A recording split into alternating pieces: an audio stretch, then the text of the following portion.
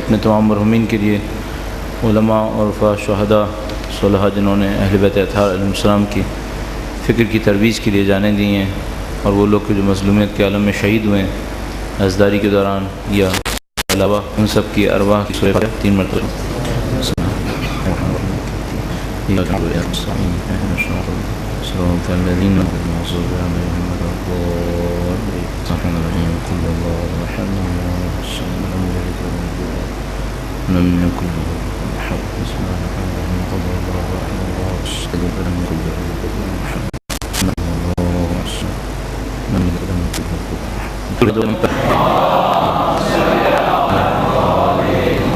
اعوذ باللہ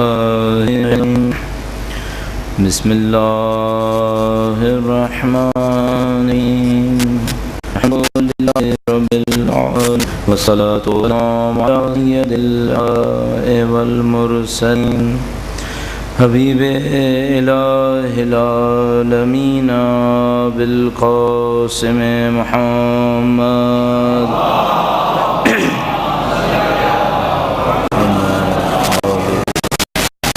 آلہ طیبین تیمیت بالعالمین اللہ تعالی رحیم بسم اللہ الرحمن الرحیم ام حسبت ان اصحاب الكهف والرقیم كانوا من آیاتنا عجبا۔ ولایت کے ساتھ اولویت، اور اسی ولایت اور اولویت کے ساتھ جو تمام انسانوں کے لیے تھی، تمام مخلوقات کے لیے تھی، اس کے ساتھ اس دنیا میں ارسال فرمایا۔ اس کے کمال سے بہت اہم حصہ یہ بہت مختلف ہے، بہت کچھ ممکن رہا ہے لیکن اسے بے بہرا رہے اور خود کو غیر معمولی طریقوں سے معرفت نصیب فرمائی ہے۔ بظاہر ایسا لگتا ہے کہ معرفت کا تعلق انسان کے دل میں آنے والے اطمینان سے ہونا چاہیے، کہ مثلا اگر میں اور آپ یہ کہہ رہے ہیں کہ خدا ہے، تو ایک دفعہ میں اور آپ لفظ میں کہتے ہیں کہ خدا ہے، اور ایک دفعہ ہمارا دل کی گہرائیوں کے ساتھ جن کو بظاہر ان کے بارے میں، تو فرشتوں کے بارے میں انسان جانتا ہو کہ ہاں ہیں، کہ مقدسہ پر درود بھیجیں محمد وعلی محمد۔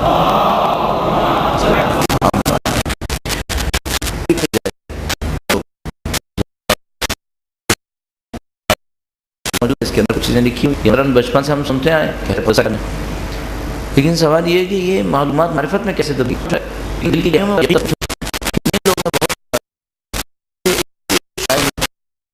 اگر ایک انسان کوئی لیکچر سننا چاہتا ہے تو ظاہر اس کو سماعت چاہیے، یہ آرٹیفیشل ہو، کہیں نہ کہیں سے سماعت چاہیے۔ اگر وہ کسی منظر کو دیکھنا چاہتا ہے تو اس کو بلاخر بس چاہیے، اس کو آنکھیں چاہیے کہ اس کو سمجھ میں آئے، دکھائی دے۔ اب یہ ہے کہ اگر کوئی چاہتا ہے روح تک پہنچے، تو آیا روح کی بھی آنکھیں اور کان ہوتے ہیں؟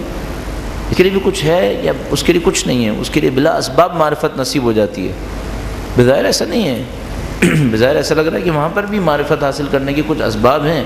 قرآن کریم کے اندر فرماتا ہے کہ وَعَلَىٰ أَبْصَارِهِمْ غِشَاوَةٌ، اور ان کی ابصار پر پردے ڈال دیے جاتے ہیں، جبکہ بظاہر تو آنکھوں کے اوپر کوئی پردے نہیں پڑے ہوتے، اور ان کے کانوں میں سننے کی طاقت نہیں ہوتی، جبکہ ظاہر وہ کانوں سے بہت اچھا سن رہے ہوتے ہیں۔ اس کا مطلب یہ ہے کہ ان کانوں اور آنکھ کا تعلق اس مادی آنکھ اور کان سے نہیں ہونا چاہیے جس کو ہم اور آپ مثال کے طور پر کسی آئی اسپیشلسٹ یا آڈیولوجسٹ کے پاس جا کر آنکھ اور کان کا جائزہ لیتے ہیں۔ اس آنکھ اور کان کا تعلق روح سے ہونا چاہیے۔ اس کا مطلب یہ ہے کہ یعنی کچھ ایسا ہونا چاہیے کہ اگر میرے اندر معرفت بڑھ رہی ہے تو اس کا مطلب یہ میرے وسائل معرفت یعنی آنکھ کان کھلے ہوئے ہیں، اور میری معرفت نہیں بڑھ رہی، اس کا مطلب یہ ہے کہ کسی بھی وجہ سے آنکھ اور کان کے اوپر کوئی پرابلم آئی ہوئی ہے، ورنہ معرفت بڑھ رہی ہے۔ اگر اندر ہے اور اس کو شیئر تو سمندر کام کر رہے ہیں، اور اگر شیئر اب سوال یہ ہے کہ یہ جو کائنات ہے آیا اللہ کی نشانیوں کو دینے کے لیے تیار ہے یا نہیں؟ خدا نے کہ ان فی خلق السماوات والارض اس پوری ملے، اس کا مطلب روح کے کانوں اور آنکھوں کے اوپر کوئی پردہ پڑو ملنی چاہیے۔ اسی دنیا کے اندر مثال کے طور پر آپ بہت حاصل کر رہے ہیں، مثلا عرفاء معرفت حاصل کر رہے ہیں اور میں اور آپ معرفت حاصل نہیں کر پا رہے، تو کیا یہ ہے کہ باہر معرفت نہیں ہے؟ خدا نے فرماتا ہے معرفت کے دروازے کھلے ہوئے ہیں، اس کا مطلب صرف ایک ہے، ہمارے پاس معرفت کے وسائل میں کوئی کمی آ رہی ہے۔ اب سوال یہ ہے کہ یہ معرفت کے وسائل میں کمی کو دور کیسے کیا جائے؟ ورنہ نکلی خود خدا نے متعال شاہد ہے، سب میں نشانیاں، صرف اب معرفت کی وسائل میں ہمارے ساتھ ہے۔ جس طرح طبیعی آنکھ اور کان میں مشکلات پیش آتی ہیں، کسی کی آنکھ اگر پڑ جائے تو ظاہر اس کی آنکھ جو ہے وہ دھندلا دیکھتی ہے، یا مثلا کسی کے کان میں کوئی پرابلم ہو جائے تو وہ آواز کی خاص فریکوینسی سے یا اسے کم میں سن نہیں پاتا، کوئی نہ کوئی مشکل پیش آتی ہے۔ یہ کہ خدا نے متعال نے ہم ایسی روح کے ساتھ خلق کیا ہو جس میں قلب اور سر نہ ہو، اس نے ہر انسان کو اپنی روح ہی، تو یہ تو نہیں ہو سکتا کہ خدا نے متعال نے ہمیں اور آپ کے ساتھ خلق کیا جس میں قلب، اگر نعوذ باللہ تعالی ہماری اور آپ کی روح سے محروم ہوتی تو پھر اب تک بھی جو اہل بیت کو پہچانا تو یہ کیسے پہچانا؟ اس کا مطلب یہ ہے کہ ہمارے پاس قلب اور روح، قلب کے اندر قلب بھی ہے ہماری روح میں، بصر بھی ہے، سب کچھ ہے، بعض اوقات کام کر رہا ہے اور بعض اوقات کام نہیں کر رہا ہے، کچھ موضوعات میں کر سکا ہے، موضوعات میں کام نہیں کر سکا ہے۔ اب یہ دیکھنا پڑے گا کہ اگر وہاں خرابی ہوتی ہے تو وہاں پر بھی ایسے ہی ہوتا ہے، اگر کبھی آگے کا دیکھتا ہے نزدیک کا نہیں دیکھ پا رہا، کبھی نزدیک کا تو ہمارے ساتھ بھی کہ وہ کچھ چیزیں دیکھ پا رہے ہیں۔ یہ سوال یہ ہے کہ ہماری روح کے ساتھ یہ کیا پریشانی لاحق ہو گئی ہے کہ کچھ چیزیں دیکھتی ہے، کچھ چیزیں نہیں دیکھتی ہے، کچھ چیزیں سنتی، کچھ کی معرفت ملتی ہے، کچھ کی معرفت نہیں ملتی ہے۔ پریشانی کچھ بھی ہو، ایک جنرل فزیشین کی طرح ایک تو اسپیشلسٹ ہوتے ہیں کہ جو اسپیشلسٹ ہونے کے ناطے اس عضو کے تمام اعمال اور کارکردگی کو جانتے ہیں، لیکن بہرحال خدا متعال نے عمومی ہدایت جس کے ذریعے اس بیماری کا کچھ علاج کیا جا سکتا ہے اس کا تھوڑا سا جائزہ لے لیتے ہیں۔ درود بھیجے گا محمد و آل محمد پر۔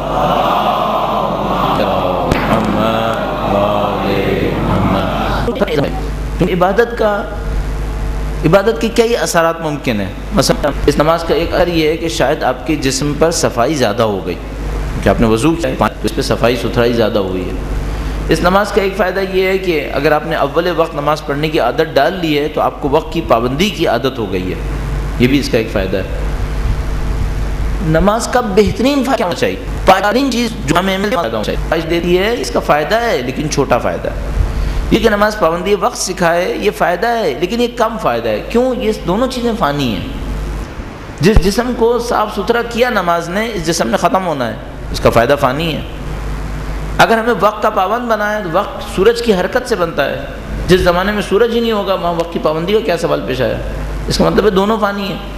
اب وہ جو نماز باقی ہے اور خدا تعالیٰ فرماتا ہے قیامت کے دن جب اٹھیں گے تو نماز ان کے ساتھ ہوگی، اس کا فائدہ فانی ہو، یہ تو نہیں ہو سکتا۔ اس کا مطلب ہے اس نماز کا کوئی باقی فائدہ بھی ہونا چاہیے، وہ باقی فائدہ جو بہترین مل سکتا ہے وہ معرفت میں اضافہ ہے، ہماری معرفت میں اضافہ ہونا چاہیے۔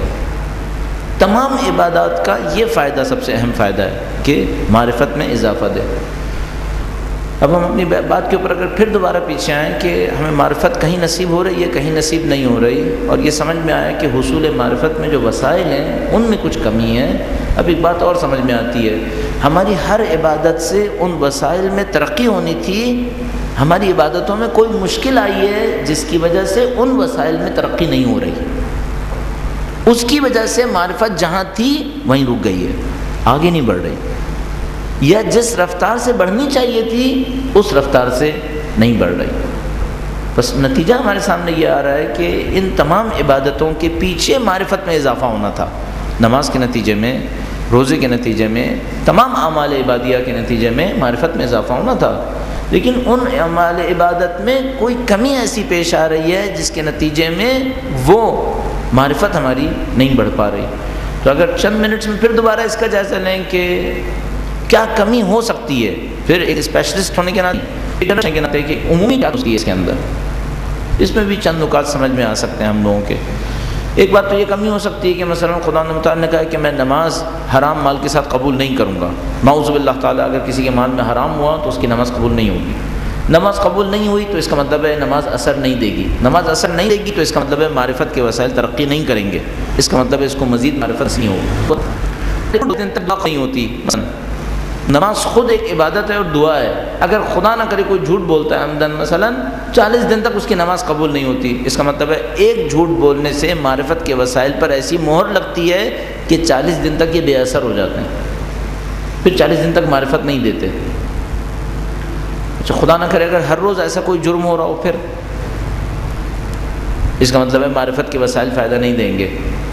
تو یہ عبادتیں کر بھی رہا ہوگا، لیکن عبادت کے اثر میں جو معرفت بڑھنی چاہیے تھی وہ معرفت نہیں بڑھے گی۔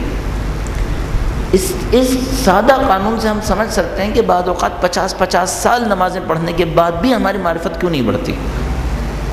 اس سادہ قانون سے ہم سمجھ سکتے ہیں کہ 30 دن روزہ رکھنے کے باوجود پہلی شوال کو معرفت بڑھتی کیوں نہیں ہے۔ ہم وہیں ہوتے ہیں جہاں شعبان میں ہوتے ہیں، یا پچھلے سال رمضان میں بھی جہاں تھے وہیں پر ہیں۔ یہ جو اثر نہیں ہو رہا، معرفت بڑھنی چاہیے ہماری۔ اور میں نے عرض کیا، یا تو کائنات میں نشانیاں نہ ہوں تو کائنات میں نشانیاں ہیں، پھر ایک ہی چیز رہ جاتی ہے کہ یہاں کچھ مشکل پیش آ رہی ہے ہمارے ساتھ۔ اب ہم اگر چند نکات کا انتخاب کر لیں کہ ہم کن نکات پہ عمل کریں تو امکان ہے کہ ہماری معرفت بڑھ جائے گی، بے اضافہ یہ کہ دعا بھی کریں گے، تسل بھی کریں گے اصحاب معرفت سے کہ وہ ہماری معرفت میں اضافے کا سبب بنا دیں۔ چند نکات پر اگر عمل کریں تو کن نکات پر عمل کر سکتے ہیں؟ چند نکات آپ کی خدمت میں عرض ہوں گے۔ درود بھیجے گا محمد و آل محمد پر۔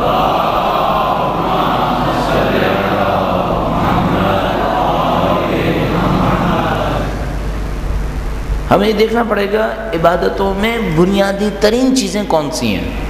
نماز میں مستحبات سینکڑوں ہیں، لیکن ظاہر ہے عربی میں کہتے ہیں، ایک جملہ کہتے ہیں کہ العرش ثم انقش، ثبت العرش ثم انقش، یعنی پہلے چھت بناؤ پھر نقش و نگار لگانا۔ میں 100 مستحبات انجام دوں نماز کے اندر اور بنیاد میں خرابی ہو، کیا فائدہ ہوا؟ پہلے چھت بنے گی تو نقش و نگار لگیں گے نا، بغیر چھت کے نقش و نگار کہاں لگیں گے؟ تو ابھی پہلا مسئلہ یہ ہے، نماز میں وہ جو واجب ترین چیزیں وہ کیا ہیں جس کے بعد نقش و نگار فائدہ دیں گے؟ نماز میں پہلی واجب چیز ہے توجہ۔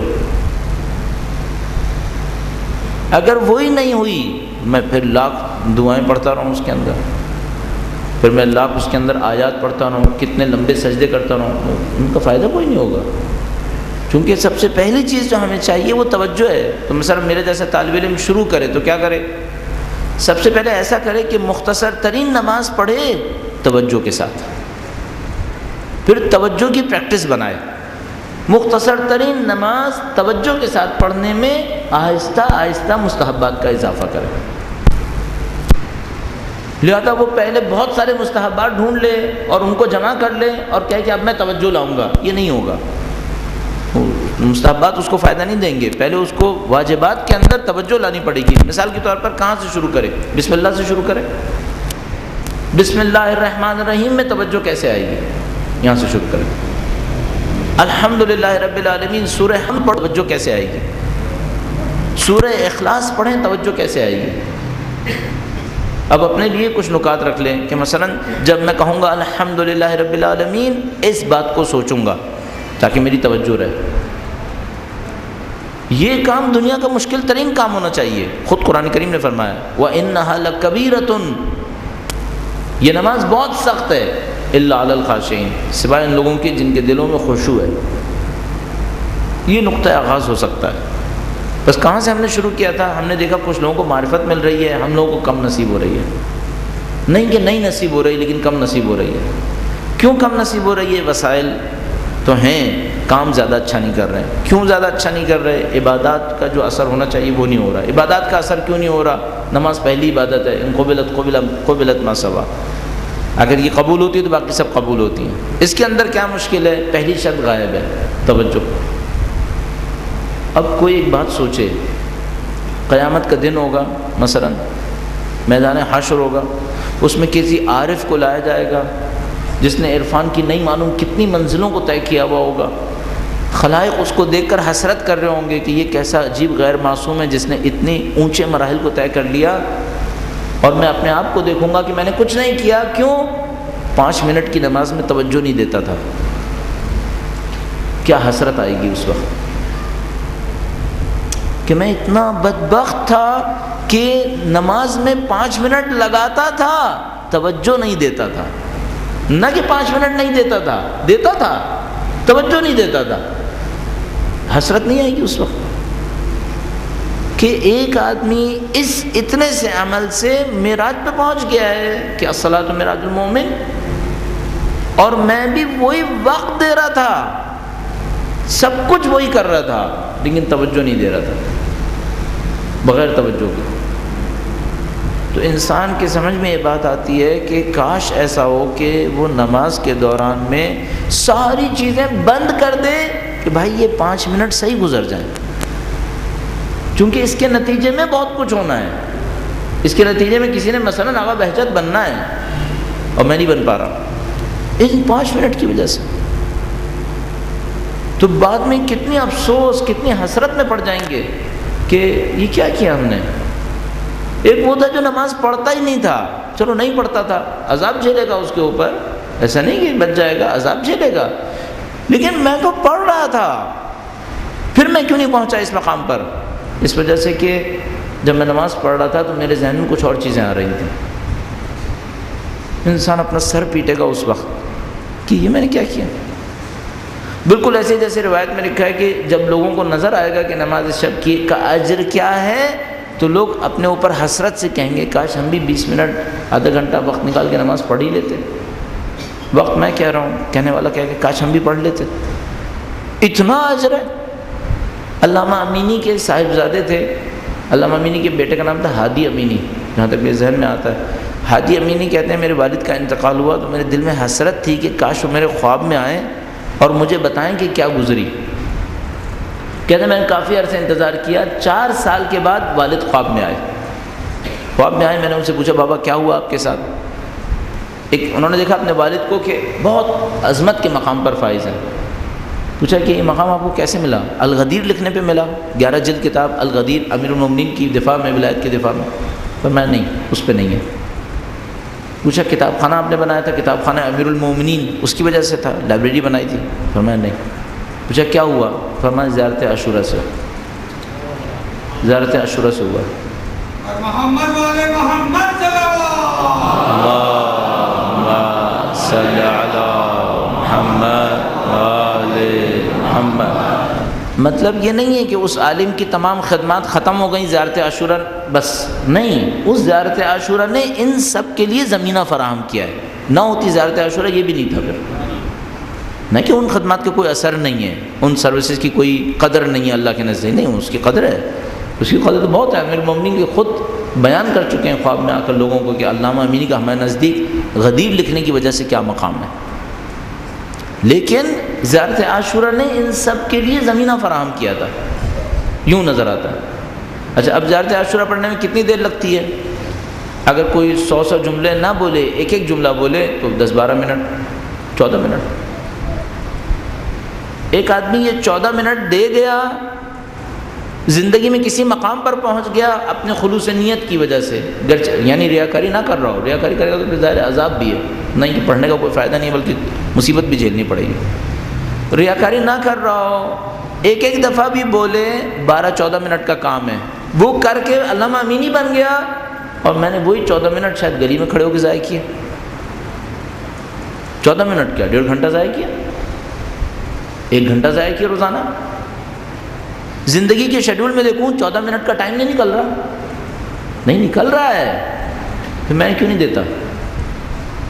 یہ تو تجربہ ہو گئی ہیں ساری چیزیں، لوگوں نے کامیابیاں حاصل کی ہیں، تو ہم کیوں نہیں کر رہے؟ بس نہیں۔ اور قیامت کے دن کیا ہوگا؟ قیامت کے دن کو ہم اللہ کے سامنے، اللہ ہمارے سامنے کسی کو لائے گا، دیکھو اس نے زیارت عاشورہ پڑھی تھی، دیکھو اس کی جزا دیکھو، اور میں کہوں گا خدایا یہ میں نے کیا کیا؟ کیا میرے پاس دن میں 15 منٹ نہیں تھے؟ کہاں ضائع کی میں نے؟ حسرت نہیں ہے اس کے اوپر؟ افسوس، غم، غصہ کہ کیا کیا؟ یہ لوگ کہاں کہاں پہنچ گئے؟ اب قیامت تو بہت دور کی بات ہے، ابھی آنکھیں بند ہونی، قبر کے نیچے جانا ہے، پھر نظر آ جائے گا۔ قیامت تو دور کی بات ہے، پھر ابھی تو بیچ میں بہت اہم مرحلہ باقی ہے، برزخ باقی ہے، قبر باقی ہے، اس کا کیا کریں گے؟ تو یہ سب چیزیں ہمارے اور آپ کے سامنے آئیں گی، اور انہی چھوٹی چھوٹی چیزوں کی وجہ سے، کہ مثلا جیسے عرض ہوا زیارت عاشورہ میں کتنی دیر لگتی ہے؟ اتنی دیر لگتی ہے۔ مثلا ہمارے پاس ہے ہر روز سورہ دہر پڑھو، سورہ انسان، سورہ انسان ہر روز پڑھوں، کتنی دیر لگے گی؟ 4 منٹ۔ میں عربی کو جانتا ہوں تھوڑا بہت، میں پڑھتا ہوں 2.5 منٹ لگتے ہیں اگر میں پڑھوں۔ آپ پڑھیں گے، آپ عربی نہیں جانتے، 4 منٹ لگ جائیں گے، 5 منٹ لگ جائیں گے۔ اب انسان ان چیزوں کو جمع کرے. اچھا میں یہ سارے کام کرنا شروع کر دوں. مثلا چند کام میں آپ کی خدمت میں عرض کرتا ہوں جو مشہور ترین کام ہیں جن کو لوگوں نے ٹیسٹ کیا ہوا ہے, تجربے کیے ہوئے. اب ہمیں مزید تجربے کرنے کی ضرورت نہیں ہے, اب ہمیں صرف ان کے فائدے اٹھانے ہیں. مثلا زیارت عاشوراء, مثلا سورہ دہر جس کو سورہ انسان کہتے ہیں, سورہ انسان بھی کہتے ہیں. مثال کے طور پر نماز شب, نماز اول وقت پابندی کے ساتھ, حضور قلب کے ساتھ. آپ ماشاءاللہ الحمدللہ پہلے سے نماز پڑھ رہے ہیں, اول وقت لانے میں جو وقت آگے دینا تھا وہ شروع میں دینا ہے, بس یہ کرنا ہے. نماز شب میں آپ مستحبات نکال دیجئے, خالص صرف نماز شب, دعائے وطر لمبا نہ کریں, نماز اس کی رکعت وطر کو مختصر پڑھ لیں, ایسے ہی ایک رکعت پڑھ لیں, فرض کر لیتے ہیں. صحیح, کل ملائیں گے 20 منٹ لگ جائیں گے. ساری چیزیں ملا لیں جو مجرب ہیں, جس کے اوپر لوگوں کی زندگیاں بدلی ہیں. مثلا فرض کر لیتے 1 گھنٹہ ہو گیا, فرض کر لیتے ہیں. اب بھی پوچھتا ہوں, مثلا 1 گھنٹہ میں بہت کہہ رہا ہوں آپ کی خدمت میں, اب بھی پوچھتا ہوں 1 گھنٹہ نہیں ہے ہمارے پاس. اگر ہم سے کوئی صرف اتنا کہے نا تم ہر روز مسجد میں جاؤ 1 گھنٹہ بیٹھو, میں شام کو 5,000 روپے دوں گا, کیا ہے اس سے اچھی جاب کیا ہے؟ 1 گھنٹہ بیٹھو میں 5,000 روپے ملیں گے, اس سے اچھی جاب کیا ہے؟ جو وہ خدا متعال دعوت دے رہا ہے کہ تم 1 گھنٹہ ایسے کر لو, پھر تم زمین و آسمان کے دروازوں کو کھلا پاؤ گے اپنے سامنے. سمجھ میں نہیں آ رہی ہے, ہم لوگوں کو سمجھ میں نہیں آتی. پھر قیامت کے دن جائیں گے کیا کریں گے؟ نعوذ باللہ تعالیٰ ایسے ہی پہنچ گئے, افسوس کریں گے. اچھا مشکل یہ ہے کہ جو یہ کر کے ہم حاصل کر سکتے تھے اس کو کسی اور راستے سے حاصل کرنے کے لیے 8-8 گھنٹے جوتیاں چٹکتے ہیں. اس راستے سے نہیں لیتے, کسی اور راستے سے لینے کے لیے 8-8 گھنٹے جوتیاں چٹکتے ہیں, ذلتیں اٹھاتے ہیں, اور پھر خدا سے فریاد کرتے ہیں خدا کس مشکل میں ڈال دیا. اس کا حق نہیں کیا کہ میں یہ راستہ میں نے کہا تھا, اس راستے پہ آنے کو کہا کس نے تھا؟ کس نے کہا تھا دنیا کے پیچھے بھاگو؟ ہاں دنیا کے لیے محنت کرنے کو کہا تھا, دنیا کے پیچھے بھاگنے کو نہیں کہا تھا. جو صحیح راستہ بتایا تھا اس پہ کیوں نہیں آئے؟ یہ سب ہے ہمارے سامنے. مثلا ایک آدمی فجر سے آدھا گھنٹہ پہلے اٹھتا ہے, نماز شب پڑھتا ہے, فجر کی نماز پڑھتا ہے, سو جاتا ہے, رزق کے ٹائم میں رزق کو حاصل کر رہا ہے. اس کے لیے رزق حاصل کرنا آسان ہو گیا ہے. ایک آدمی فجر کو قضا کرتا ہے, صبح کو اٹھتا ہے, کام پہ جاتا ہے, رزق حاصل کرنے میں دشواریاں لیتا ہے, بدبختیاں لیتا ہے, وہ 40 منٹ دے کے برکتیں لیتا ہے, شام میں 5 گھنٹے بچا لیتا ہے. یہ 40 منٹ سو کر برکتیں گنواتا ہے, شام میں 5 گھنٹے لگاتا ہے. کون بیوقوف ہے؟ کون عقل مند ہے؟ یہ سمجھ میں نہیں آتی, سمجھ میں نہیں آتی.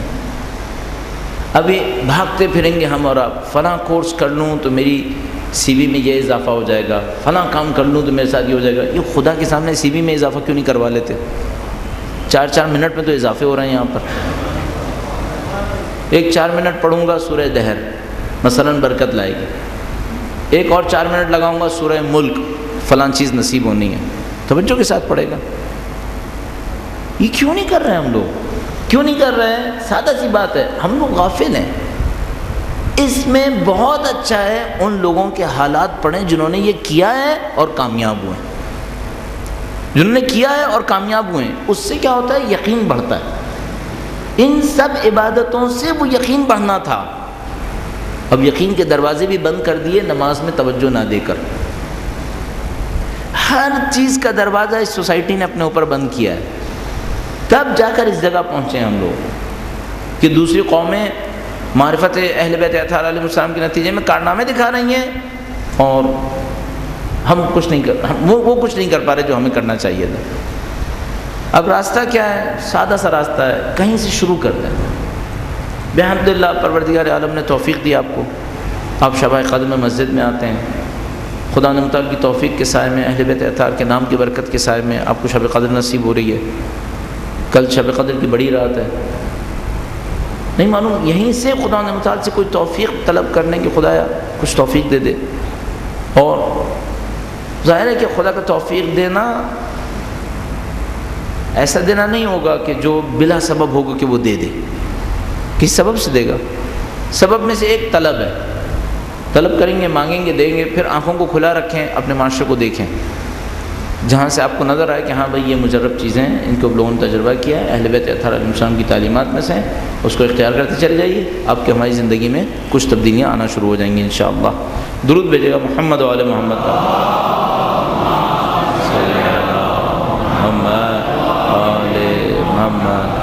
اچھا، ایک ہم نے اسی معیار سمجھ میں آتا ہے کہ جہاں کہیں بھی کوئی بات کہی جائے، اگر خدا توفیق دے اور کوئی بات دل سے کہی جائے، کچھ نہ کچھ لوگوں پہ اثر پڑ جاتا ہے، چاہے ایک آدھی صحیح، چاہے ایک دو ہی صحیح. ٹھیک ہے، تو انسان بعض اوقات سوچتا ہے کہ چلو اگر یہی ریشو ہے کہ 100 نے سنا 2 پہ اثر پڑا، اب بھی برا نہیں ہے، اب بھی برا نہیں ہے، چلو کہہ دیا تو کوئی اثر پڑے. تو اب میں سوچنے لگتا ہوں کیا کیا کریں تو ہم سمجھتے ہیں کہ بھلائی آنی چاہیے، پھر بھلائی آنی چاہیے. مثلاً کیا کیا کریں؟ اس سے پہلے کہ میں عرض کروں کیا کیا کریں، ایک مطالعے کے لیے ایک مشورہ دیتا چلوں. ایک حدیث ہے، حدیث عنوان بصری، اس کو ضرور مطالعہ کر لیں کہیں. عنوان بصری، عنوان وہی ہے جیسے ہمارے یہاں لکھتے ہیں عنوان. بصری، بصر جو آنکھ کے لیے کہتے ہیں، بصری بصرے سے نسبت دیتے ہوئے شخص کا نام ہے. ایک بزرگ ہیں ضعیف پیرمرد، کہیں پر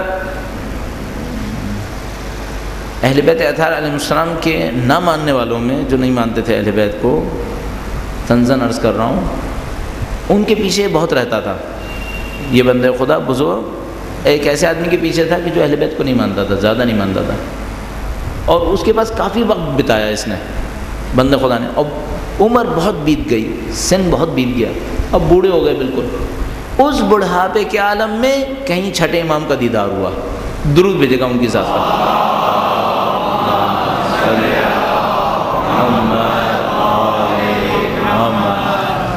اب جو امام کی ذات کو دیکھا، امام کی شخصیت میں جذب ہو گئے.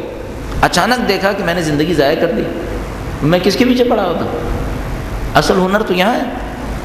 بہت پچھتا ہے کہ یہ میں نے کیا کیا، میری زندگی ضائع ہو گئی، بوڑھا ہو گیا، میں ختم ہونے والا ہوں.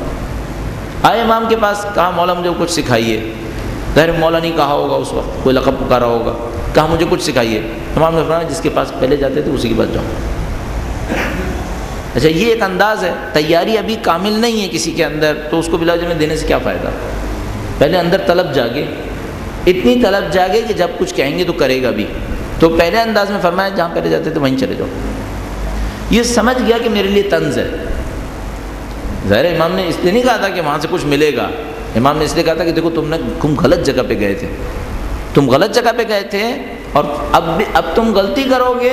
اگر میں نے کچھ کہا اور عمل نہیں کرو گے تو میں کچھ کہوں تم عمل نہ کرو، اس لیے بہتر ہے کہ وہیں چلے جاؤ جہاں تم اب تک تھے. سمجھ جاتا ہے کہ میری سرزنش ہے، میری مذمت کی گئی ہے. گھر واپس آتے ہیں، بہت روتے ہیں، خوب گڑ گڑاتے ہیں. کچھ نمازیں پڑھتے ہیں، نماز حاجات پڑھتے ہیں، خدا سے دعا کرتے ہیں. ایک دفعہ خوب رونے پیٹنے کے بعد، نماز پڑھنے کے بعد اللہ سے دعا کرتے ہیں، کہتے ہیں خدا، امام کا نام لیتے ہیں کہ ان کے دل میں میری محبت ڈال دے کسی طریقے سے، کہ مجھے قبول کر لیں. یہ اچھا انداز ہے کہ مثلا اس نے راستہ نکالا امام تک پہنچنے کے لیے. دیکھا میں ایسے تو نہیں پہنچ پاؤں گا، خدا سے التجا کرتا ہوں شاید کوئی راستہ نکالا ہے. اتنی دعائیں کر کے پھر امام کے در پہ پہنچے. اب وہاں پہ جو نگہبان تھا اس سے کہا کہ ان سے کہنا میں آیا ہوں قبول کرنے مجھے، اور مجھے کچھ بات کرنی ہے. تو وہ کہتا ہے کہ تم جاؤ، فائدہ نہیں ہے. کہتا ہے جاؤ اندر کہہ دو، شاید مان دیں، اگر قبول کرنے اچھا ہے. وہ اندر جاتا ہے، واپس آتا ہے، کہتا ہے کہ مولا نے تمہیں سلام کہا ہے اور کہا ہے اندر آ جاؤ. بہت خوش ہوتا ہے، بہت خوش ہوتا ہے. کہتا ہے کہ دعا پوری ہو گئی، اس کا مطلب ہے مولا نے سلام کہا ہے. جب ان پہرے والا جو نگہبان تھا بہت خوبصورت ایک جملہ بولتا ہے، کہتا ہے اگر اندر جاؤ اور کچھ نہ ملے وہ ایسے ہی واپس بھیج دیں، یہ سلام تمہاری قسمت کے لیے کافی ہے. اس نے تو دیکھا تھا نا، اس نے دیکھا ہوگا کہ اگر مولا کسی کو سلام بھی بھجوا دیں تو کیا ہوتا ہے پھر. تو اس نے کہا کہ اگر وہ کچھ نہ دیں، یوں ہی واپس بھیج دیں، یہ سلام تمہاری قسمت کے لیے کافی ہے. بہت ہے یہ بھی. اس طرح کا اس نے ایک مکالمہ کہا. بہت خوش ہوئے بھارت، انہوں نے بس اندر گئے. امام سے کہا مولا مجھے ارشاد فرمائے، میں اللہ کا قرب حاصل کرنا چاہتا ہوں، معنویت حاصل کرنا چاہتا ہوں. امام نے ایک جملہ ارشاد فرمایا جو اب میرے ذہن میں نہیں ہے کہ کیا جملہ ارشاد فرمایا. انہوں نے اندازہ لگایا کہ مولا تفصیل نہیں دے رہے. اجمالاً کہہ دیا ہے اور بات مطمئن نہیں ہوئی ہے. مولا سے کہا مولا اور تفصیل سے فرمائیں. یہ میں جانتا ہوں اور تفصیل سے کیا ہے. یعنی شاید مولا نے پھر ایک امتحان لیا ہو کہ پتہ نہیں، شاید میں تو سمجھتا ہوں کہ ہم جیسوں کو سکھانے کے لیے کہ دیکھو تم لوگ اتنے طلبگار بنو تو ملے گا کچھ، در اہل بیت پر اتنا طلب کرو جا کے. ہم کچھ اور طلب کر رہے ہیں. کاش ہم میں عنوان بصری کی جتنی بصیرت آ جاتی تو ہم صحیح چیز طلب کر رہے ہوتے. لیکن کاش ایسا ہو کہ اتنے بڑھاپے میں بصیرت نہ آئے، ذرا جلدی آ جائے. اتنا وقت ضائع کرنے کے بعد نہ ہو. کبھی ایسا ہو بڑھاپے میں آئے، وقت نکل چکا ہو، پھر طاقت ختم ہو چکی ہوگی تو کچھ بھی نہیں رہے گا، پہلے ہی سمجھ میں آ جائے. تو وہ گئے، انہوں نے کہا کہ مولا مجھے کچھ اور دیجئے، اتنا کافی نہیں ہے. مولا نے فرمایا اچھا اب میں جو دیتا ہوں مثلا تمہیں قرب حاصل کرنا ہے یہ لے لو. مولا نے 9 نکات ارشاد فرمائے. 3 نکات شکم کے بارے میں کہ تمہیں شکم پرستی کا مقابلہ کرنا ہوگا. 3 نکات اخلاقیات کے بارے میں. 3 نکات علم کے بارے میں. کہا یہ 9 نکات لو. 9 نکات ان کو سکھائے، بتائے. اس کے بعد خوبصورت جملہ کہا، ہر جملہ خوبصورت ہے ان کا، خاص جملہ کہا. فرمایا دیکھو میرے پاس بہت کام ہے اور ذکر مجھے بہت کرنے ہوتے ہیں، بس اب جاؤ. بہت زیادہ وقت ضائع نہیں کرو، جو تمہیں دے دیا ہے اس کو دو اور جاؤ، اب اپنا کام کرو. یعنی کیا فرمایا؟ یہ قیل و قال سے معاملہ حل نہیں ہوگا، کہنے سننے سے حل نہیں ہوگا، کرنا پڑے گا. آقا بہجت کہتے تھے قوال مت بنو، فعال بنو. قوال کیا ہے؟ بہت زیادہ بولنے والے کو کہتے ہیں قوال. جیسے ہمارے قوالی ہوتی ہے، قول عربی میں بولنے کو کہتے ہیں. قوال یعنی جو بہت بولتا ہے. ہم دیکھا ہے قوالیاں پڑھنے والا بہت بولتا ہے، تو وہ ہم جیسوں کو جو بولنے والے ہوتے ہیں کہتے تھے قوال مت بنو، فعال بنو. زیادہ قیل و قال سے فائدہ نہیں ہوتا. تو اس کو بھی امام نے یہی کہا، ان کو کہا کہ جاؤ اب کرو، اور میرے پاس اور بھی بہت سارے کام ہیں، مجھے ذکر بھی کرنے ہوتے ہیں، اور اب تم جاؤ. یہ روایت کہیں سے پڑھ لیں. پہلے تو میزان الحکمہ اردو میں ترجمہ ہوئی بھی ہے، اس کے اندر یہ روایت ہونی چاہیے. اور بل فارسی میں اس حدیث کی تشریح پر کتابیں لکھی گئی ہیں فارسی زبان میں.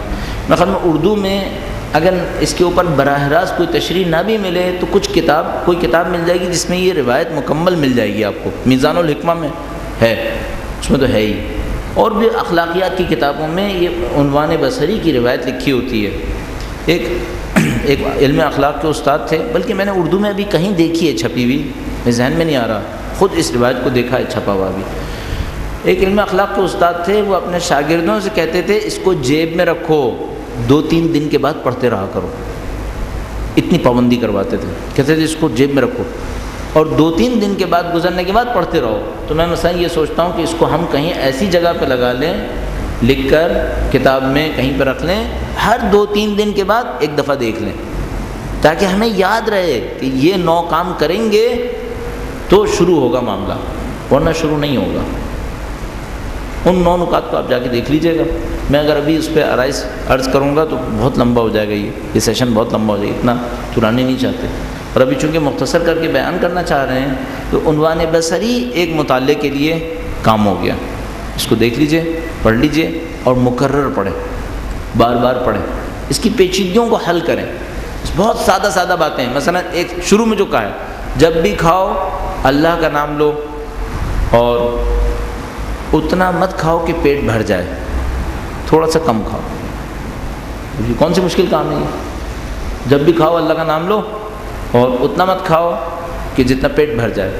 فرمایا اس وقت تک مت کھاؤ جب تک بھوک نہ لگی ہو. کون سا مشکل کام ہے؟ اللہ کا نام لو، حلال میں سے کھاؤ، اس وقت تک مت کھاؤ جب تک بھوک نہ لگی ہو. جب بھی کھاؤ شکم کو تھوڑا سا خالی رکھو. یہ کون سا مشکل ہے؟ لیکن کرنے کا مسئلہ ہے. مشکل نہیں ہے، کرنا مشکل ہے، کہنا مشکل نہیں ہے، کہنا تو بہت ہی آسان ہے. یہ ساری زندگی بسی ہوئی ہے. یہ لوگ انہی راستوں پہ چلے ہیں، یہ لوگ کسی اور راستے سے نہیں گئے ہیں. سب لوگ اہل بیت اطہار علیہ السلام کے ماننے والے انہی راستوں سے چلے ہیں.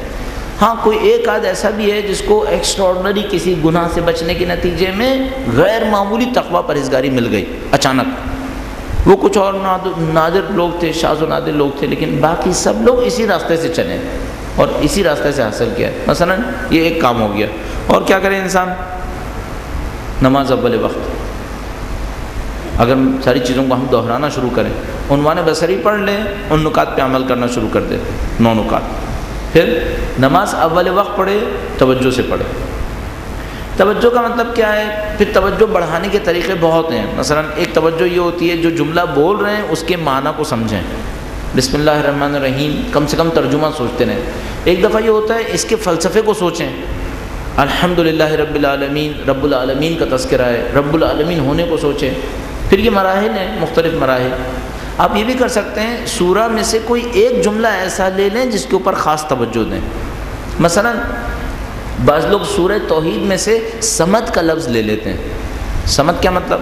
صمد وہ قبیلے کا سردار ہوتا ہے جو کسی سے کچھ نہیں مانگتا، سب اس سے مانگتے ہیں۔ عربی میں صمد قبیلے کے اس سردار کو کہتے ہیں جو کسی سے کچھ نہیں مانگتا، سب اس سے مانگتے ہیں۔ اللہ الصمد، اللہ اس کائنات کا صمد ہے، سب اس سے مانگتے ہیں۔ کاش میں اور آپ سورہ توحید پڑھتے وقت، اخلاص پڑھتے وقت اس ایک صمد کو ہی سوچ لیں کہ کم سے کم کچھ تو ذہن میں آئے نا اس کی حکمت میں سے، فلسفے میں سے، معنی میں سے۔ تو عنوان بصری کے 9 کام نماز اول وقت توجہ کے ساتھ آپ نے پڑھنا شروع کر دی۔ اب یہاں سے کام شروع ہو گیا۔ اگر کوئی یہ 2 کام کر لے، عنوان بصری کے 9 کام میں سے انتخاب کر لے، ان کو شروع کرے اور یہاں سے نماز اول وقت توجہ کے ساتھ شروع کر دے، اب اس کو باقی راستہ خود بخود ملتا چلا جائے گا، اس کو باقی راستہ خود بخود سمجھ میں آئے گا۔ یعنی کبھی کوئی روایت کے ذریعے، کبھی کوئی آیت کے ذریعے، کبھی کسی عالم کے ذریعے، کبھی کسی دوست کے ذریعے آگے راستہ ملتا رہے گا، کبھی کسی غیر معمولی طریقے کے ذریعے سے۔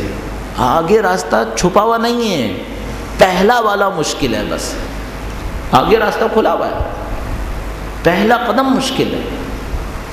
یہ پہلے قدم کوئی اٹھا لے پھر آگے راستہ کھلا ہوا ہے۔ پھر مثلا کبھی کسی وجہ سے کوئی چیز سمجھ میں آ جائے گی، جو سمجھ میں آئے اس پر عمل کرے، کیونکہ علم کو لینے کے بعد انکار کرنا کفر ہے، کفر کی سزا بہت سخت ہے۔ اگر برا نہ مانے تو میں آپ کی خدمت میں عرض کروں، مثلا اگر جو میں نے آپ کی خدمت میں اپنی لڑکھڑاتی زبان سے عرض کیا یہ علم ہے اور آپ نے سن لیا اور سمجھ لیا اور اب بھی نہ کریں، یہ کفر ہے، یہ کفران نعمت ہے، اس کی سزا سخت ہوگی، میرے لیے بھی سخت ہوگی اگر میں نے نہیں کیا، آپ کے لیے بھی سخت ہوگی۔ کفر کی سزا سخت ہے۔ کفر کی سزا کیا ہے؟ نعمت سے محرومی، پہلی سزا ہے، آپ نعمت سے محروم ہو جائیں گے، مزید کچھ نہیں ملے گا۔ پھر تو بڑھنا شروع کریں گے، آہستہ آہستہ راستے کھولیں گے۔ مثلا فرض کیجیے خدا نہ کرے نعوذ باللہ نعمت سے محرومی ہوئی تو کیا ہوگا؟ پھر کب دوبارہ سعادت ملے کہ پھر دوبارہ راستے پر آئے، یہ نہیں معلوم ہے، پھر دوبارہ کب ملے گا یہ نہیں معلوم۔ لہذا جو مل رہا ہے، پھر میں عرض کروں گا عنوان بصری کی طرح وقت ضائع نہ ہو جائے کہیں، ہم لوگ ایسا نہ ہو ایسے بڑھاپے پہ پہنچ جائیں پھر کسی دن مستحب روزہ بھی نہ رکھ سکیں، پھر نماز شب کے لیے اٹھنا بھی دشوار ہو جائے ہمارے لیے، پھر ہم ہر چیز سے محروم ہو جائیں گے، پھر کہاں سے معنویت حاصل کریں گے؟ پھر نہ جسم کے اندر طاقت رہے گی، نہ ارادے کے اندر طاقت رہے گی کہ مثلا جائیں کچھ حاصل کریں گے، ہم اس جگہ نہ پہنچ جائیں۔ ابھی فرصت ہے، پروردگار عالم کی دی ہوئی یہ فرصت ہمارے پاس ہے، یہ شبیں ہمارے پاس ہیں، ان سے استفادہ کرنا ہے۔ اور میں آپ کی خدمت میں اس لیے عرض کر رہا ہوں تاکہ میرے لیے تذکرہ رہے کہ مثلا اتنی عمر برباد نہ کروں، کوئی کام کر لوں، اور ان تمام چیزوں سے معاشرے میں ترقی کرنی ہے، انہی چیزوں سے معاشرہ بننا ہے۔ آپ مثلا شب قدر کے اندر بیٹھے ہوں، دعا کر رہے ہو، جیسے کل آپ یہاں پہ تشریف فرما تھا دعا کر رہے تھے، اب سب کے لیے دعا کریں، سب کے لیے دعا کریں۔ کیوں؟ اگر یہ سب اچھے ہو گئے آپ کی اچھائی کا راستہ کھل جائے گا، آپ کے اطراف میں اتنے اچھے لوگ جمع ہو گئے، آپ تو خود بخود ترقی کریں گے۔ اچھا اگر یہ سب برے رہ گئے پھر کیا ہوگا؟ آپ بھی برے ہو جائیں گے پھر۔ لہذا سب کے لیے دعا کریں تاکہ خدا ان لوگوں کو سب کو اچھا کرے، میں بھی اچھا ہو جاؤں گا، پھر تو ان کے درمیان رہنا ہے نا مجھے، اور کہاں جانا ہے مجھے؟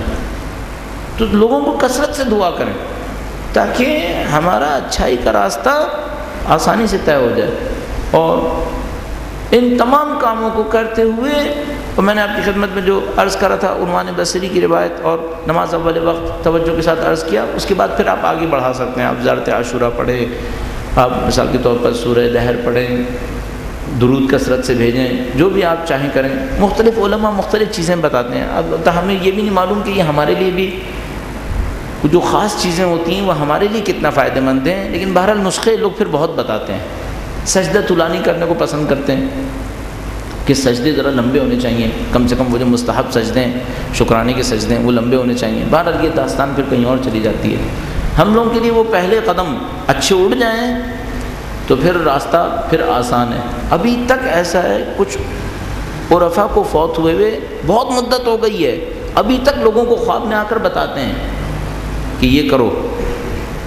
آغا حسن زادہ عاملی بڑے عارف ہیں، ابھی حیات ہیں. امام خمینی کے استاد تھے آیت اللہ مرزا جواد ملکی تبریزی. اپنی کتاب میں ایک جگہ پہ لکھتے ہیں کہ ایک دفعہ خواب میں آغا مرزا جواد ملکی تبریزی آئے، چونکہ حسن زادہ عاملی ان کو بہت چاہتے تھے، ان سے ملے کبھی نہیں تھے، چاہتے بہت تھے. ان کا ایک مشہور واقعہ میں نے شاید پہلے بھی آپ کی خدمت میں عرض کیا تھا. تو خواب میں ایک دفعہ آئے، شاید انہوں نے پوچھا کہ آغا میرے لیے کچھ دستور دیں، میں کچھ کروں.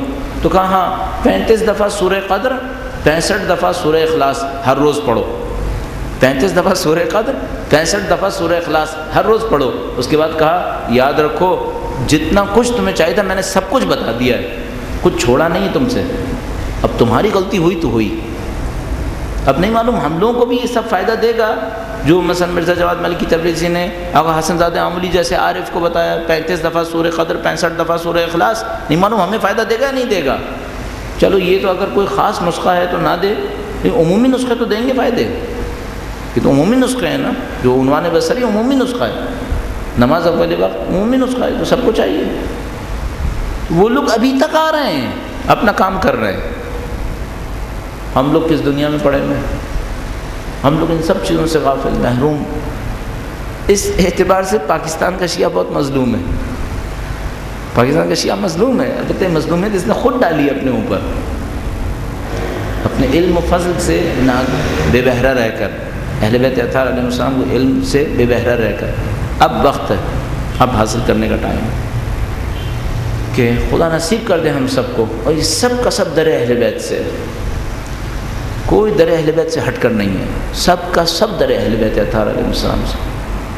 جتنے بھی آپ دیکھیں گے چاہے کہیں پر بھی بیٹھے ہوں، ہوتے خدمت اہل بیت میں، چاہے مشاہد شریفہ پر ہوں، نجف میں ہوں، کربلا، سامرہ، کاظمین، مشہد، قم، یہاں پر ہوں، چاہے ان سے ہٹ کر ہوں، ہوتے اہل بیت کی خدمت میں. خدمت اہل بیت میں ہوتے ہیں، سب کچھ حاصل کرتے ہیں. آپ کہیں پر بھی ہوں، میں کہیں پر بھی ہوں، اس سے کیا فرق پڑتا ہے؟ دنیا میں جو کوئی جہاں کہیں بھی کہے گا یا علی، بالآخر علی کی نصرت تو ہے، مولا علی کی نصرت تو ہے. تو ہم لوگ جو پاؤں سلپ ہونے پہ کہتے ہیں یا علی مدد، کاش اپنی فکر کی کمی پہ کہتے یا علی مدد، کاش معنویت کی کمی پہ کہتے یا علی مدد، اے مولا مدد کرنا. اس میں بھی کہہ لیں برا نہیں ہے، اس میں کہنا زیادہ ضروری تھا. اس میں تو زیادہ گریں گے ایک ٹانگ ٹوٹے گی، کیا ہونا ہے. اس میں گرے پڑے ابھی تک معنویت نصیب نہیں ہو رہی ہے. اس میں کہنا ہے یا علی مدد. اس میں صبح کو کھڑے ہو کر جب نماز شب کے لیے مثلا کھڑا ہونا نہیں پا رہے، نیند کا غلبہ ہو گیا، اس موقع پہ کہیں یا علی مدد، اس کمزور کی کوئی مدد کر دیں، کچھ نصیب ہو جائے. مثلا نماز پڑھنے کے لیے کھڑے ہو رہے ہیں، دیکھتے ہیں شیطانی خیالات آئے چلے جا رہے ہیں. زور کی نماز پڑھنی مزہ نہیں آیا، اب عصر کی پڑھنے لگیں، اب کہیں یا علی مدد، اے مولا مدد، کچھ مدد کر دیں. ایک نظر لطف کریں گے، نماز صحیح ہو جائے کسی طریقے سے. یہاں چاہیے تھا یا علی مدد، باقی جگہ پہ بھی چاہیے تھا، یہاں زیادہ چاہیے تھا. بس جو کچھ ہے اہل بیت اطہار علیہ السلام کے در سے ہے. اور یہ شبہ قدر میرے اور آپ کے سامنے بہت وقت ہو گیا، ان سے طلب فرمانے کی دیر ہے، ان سے طلب کرنے کی دیر ہے. گرچہ یہ شبیں ایسی ہیں کہ انسان کو شرم آتی ہے کہ ایک طرف جنازہ امیر المومنین رکھا اور میں اپنے لیے کچھ مانگ رہا ہوں. واقعا شرم آتی ہے انسان کو کہ کس منہ سے مانگیں. شب شہادت ہو، ادھر سے مثلا امیر المومنین کے گھر سے بیویوں کے رونے کی آوازیں آ رہی ہوں اور میں اپنی ذات کے لیے کچھ مانگوں. بہتر یہ ہے کہ میں مانگوں خدا جس کی شہادت ہوئی ہے اس کی راہ میں مجھے بھی شہادت دے دے. یہ مانگے کہ وہ قربانیوں پہ قربانیاں دیے چلے جا رہے ہیں اور میں خود غرضی میں پڑا رہ جاؤں. ایسا نہیں ہونا چاہیے. مجھے اس قربان کے اوپر اپنے آپ کو قربان کر لینا چاہیے تھا. تو قربانی کیوں نہیں مانگ لی ہم نے؟ وہ قربانی مانگ لینی چاہیے تھی. شب شہادت امیر المومنین آئی. آج کے دن الحمدللہ آپ نے عزاداری کی ہوگی. آپ امیر المومنین کے غم میں ہوں گے. نہیں معلوم آج کا دن گزر گیا. کیا کہیں اپنے وقت کے امام سے؟ مولا آپ کو آپ کے جد امجد کی تسلیت پیش کرتے ہیں. آپ کی جد امجد کی شہادت کا دن تھا آج. آیا بھی سیدہ سلام اللہ علیہا کے حضور کچھ جملے کہیں ہیں؟ اے بی بی، جس نے مصیبتیں اٹھائی وہ دنیا سے رخصت ہو گئے. جو مشکلات جھیلتے تھے مدینے کے صحراؤں میں جا کر مشکلات کو بیان کرتے تھے، آج وہ دنیا سے رخصت ہو گئے. امیر المومنین کیا کوفہ سے گئے؟ کوفہ خالی ہو گیا، بلکہ کائنات خالی ہو گئی. جہاں پر امیر المومنین ظاہر تھے اب نظر نہیں آ رہے تھے تو عجیب عجیب واقعات پیش آنے لگے. جیسا کہ بیان کرتے ہیں کہ ایک بوڑھا آیا لوگوں کے درمیان کھڑا ہو گیا، کہنے لگا وہ کہاں گیا جو میری خدمت کے لیے آتا تھا؟ اب یہ سب واقعات ہو رہے تھے. کوفہ کے یتیموں کو احساس ہوا کہ اچھا ہے اب یتیم ہوئے ہیں ہم، اب باپ گیا ہے. اب تک تو باپ تھا، اب یتیم ہوئے ہیں. اور مومنین ایک دوسرے کو گلے لگا لگا کر روتے تھے کہ علی ابن ابی طالب دنیا سے رخصت ہوئے. امیر المومنین کے جو انتہائی قریبی اصحاب تھے ان کے لیے عجب غم کا دن تھا. کس طریقے سے اپنے آپ کو سنبھالتے تھے نہیں معلوم. وہ روایت آپ نے دیکھی ہے، اسبق ابن نباتہ کی روایت کے فرماتے ہیں اے مولا میری ٹانگوں میں دم نہیں ہے میں اب یہاں سے جاؤں. سب کے سب اپنے دست اپنے ہاتھوں مجبور ہو گئے تھے. اور خود امیر المومنین نے وصیت میں کیا ارشاد فرمایا؟ خود امیر المومنین نے کیا کہا؟ امیر المومنین نے اس شب ضربت سے لے کر 21 کی صبح تک نہیں معلوم کتنی وصیتیں ارشاد فرمائیں. لیکن کچھ وصیتیں ہمارے سامنے آئی ہیں، کچھ وصیتیں ہمیں بھی پتہ چلی ہیں. کون سی وصیت پتہ چلی ہے؟ عاشور کا دن یاد ہے آپ کو؟ سید الشہداء بی بی زینب سلام اللہ علیہا کو الوداع کرنے کے لیے آئے. کہا اے زینب اپنی چادر ہٹاؤ، مجھے تمہارے شانوں کا بوسہ دینا ہے. گویا بابا نے وصیت کی تھی اے حسین میں نہ ہوں گا میری زینب.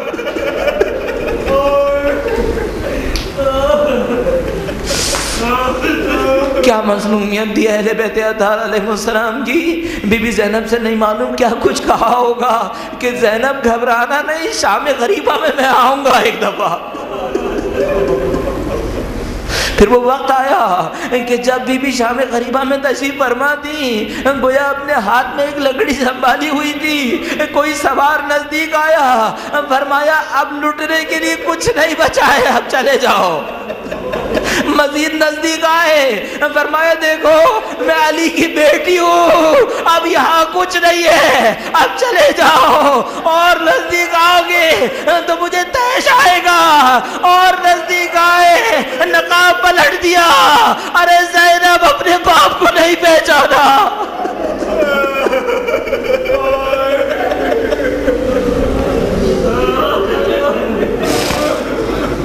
وَسَيَعْلَمُ الَّذِينَ ظَلَمُوا أَيَّ مُنْقَلَبٍ يَنْقَلِبُونَ. پروردگارہ تجھے واسطہ محمد و آل محمد کا اس قلیل سی عبادت کو ہم سے قبول فرما. اے پاک پروردگار تجھے واسطہ محمد و آل محمد کا ان کی نورانیت سے دلوں کو منور فرما.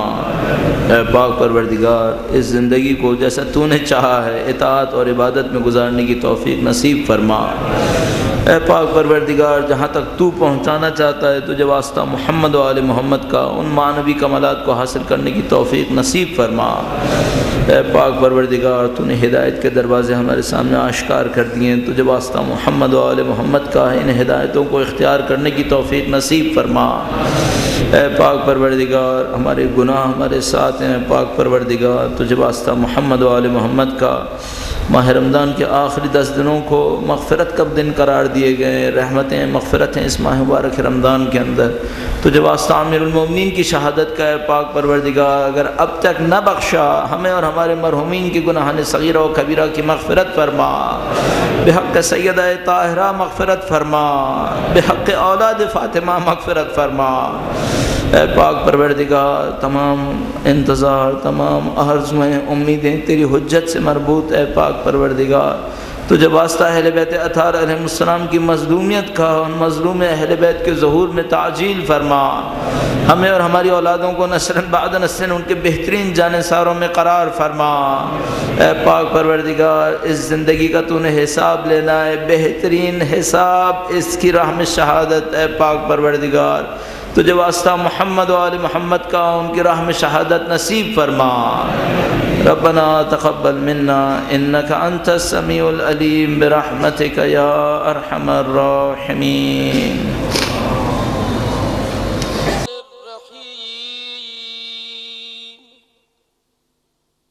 اللهم كن لوليك الحجة ابن الحسن